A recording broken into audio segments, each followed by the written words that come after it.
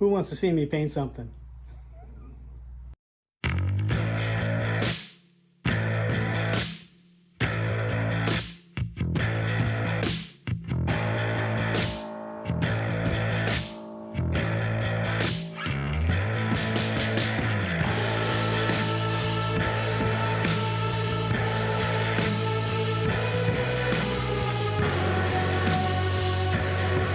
First set of parts painted, and I gotta say that the spray booth worked great. Fans are still going, things are still drying. You can see all the overspray get pulled into the filters. Worked out really well. This paint didn't fog up, didn't fill up the area, so I'm happy with how the cross flow is going. Now as far as the paint, well, I'm still learning. I don't think this video is gonna do it justice. Yeah, you can see a little, there's orange peel there. Part of it is my technique. Part of it was the gun setup.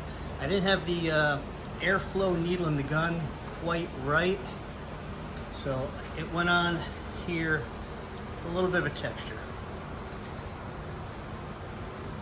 Same thing with this part here.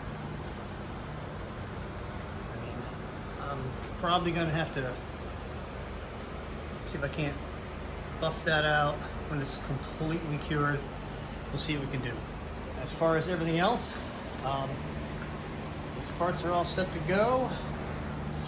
Inside of the trunk lid is red does. Again, I get a little texture. I'm not worried about it on the inside of the trunk lid. Really not. So we got this front grille section done and the front grille.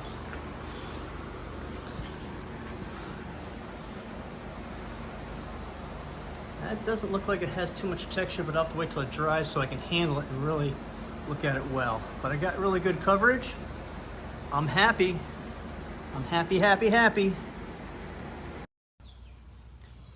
Now these parts have had a few days to sit and kind of finish curing, so they're well past their recoat time unless you actually have to scuff them. But if you can see that it's got a bit of a wrinkle to them. I mean, like a really good orange. So before I continue on, I want to make sure that I can actually get this out. So I'm gonna grab some wet dry sandpaper. Let's start with 1200. Kind of sand a few spots down here.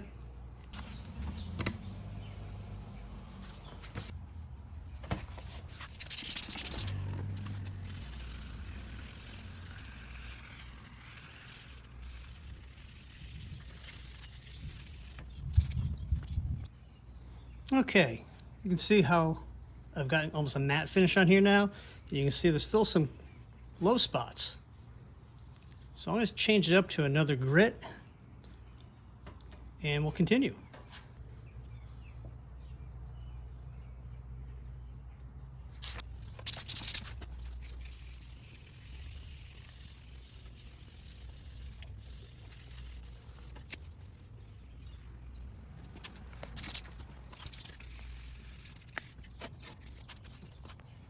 And fail. That's okay, because I can repaint this, but I went through the paint on the edge here a little too far. That's all right, because this is what I wanted to do. I wanted to see how much paint I actually got on this part so I can know how far I can go. So clearly I didn't get enough where it needs to be, or I was rubbing too hard on this edge here. But you can see how this is actually getting better. We're getting the lower spots of the paint out. So I'm going to continue sanding just as an experiment.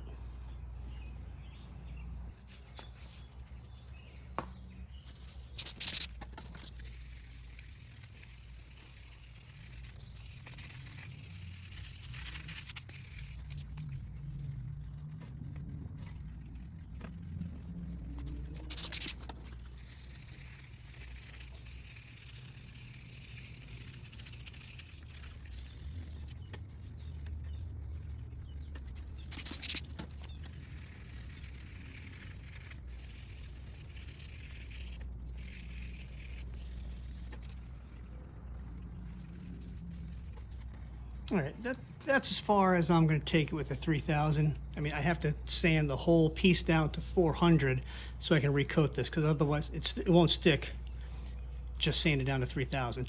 So I'm not worried about it. Since I have to repaint this, I'm probably gonna do the whole part again. I'll scuff it all up good with 400 wet sand, not the dry. I'll have to get some 400 grit wet. At this point, you know, this tells me that I need to, say I burned through this back edge here too. It tells me I need to improve my technique, how I hang the parts, how many parts I put on this little rack, because I was juggling between 2 parts, 3 parts horizontal here, and I wasn't able to get enough paint where I really needed it. So this was a good test to come back and do. Now, just for ha-has, I'm gonna get some compound and see what I can make happen here. Hold on. I got some McGuire's Ultimate Compound just hanging out in the cabinet. So I'm gonna give it a try, a little hand polish, and see what we can make happen.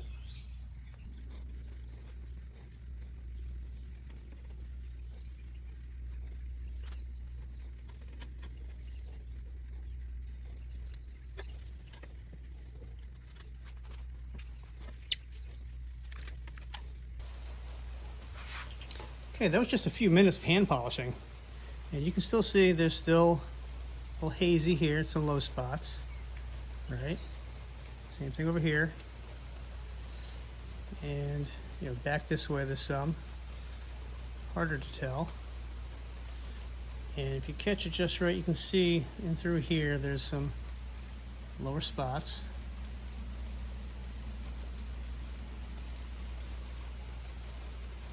But it looks a lot smoother than it did a few minutes ago.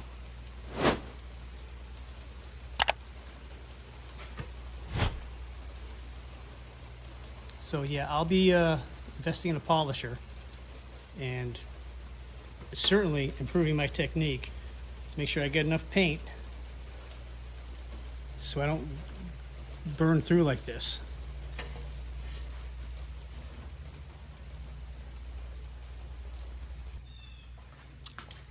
One last test.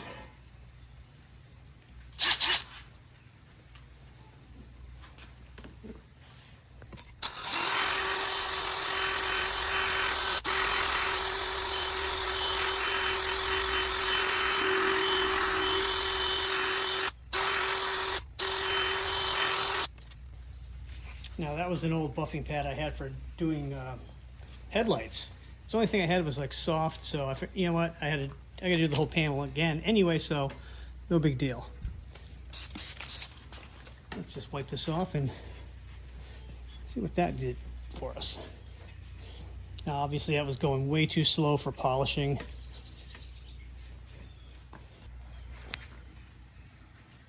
Here, we got a little bit better light.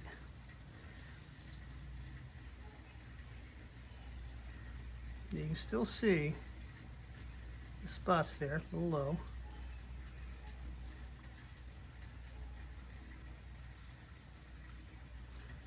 But that was just a few minutes of doing what I was doing with the sandpaper. And you can see that little mark there, that's in the primer. I missed that. So redoing this part was gonna happen anyway. So I'm not worried about the burn through. It's gonna get redone and repainted this week. But, I mean, I went from orange peel to shiny. Before, after. Well, I can say I have color on my car. Well, parts of it anyway. But I knew that part was going to have to get refinished because of the gouge that was left over through the primer that I painted over. I missed that. I need to correct that. It's going to stand out like a sore thumb right on the front of the car. So I'll get some 400 grit wet dry paper, scuff that whole part down, and it'll get resprayed. So this was a good test. The parts I did paint already, hinges and a lot of that stuff, the underside of the trunk, I'm not going to worry about those. I'll take a look at the other part that goes on the grill, the bumper fill piece, look at that, see if that needs maybe a scuffing and then a recoat of paint before polishing. But we're coming up on Carlisle here in a couple of weeks, 2023, and I said last year I'd have my car painted by then.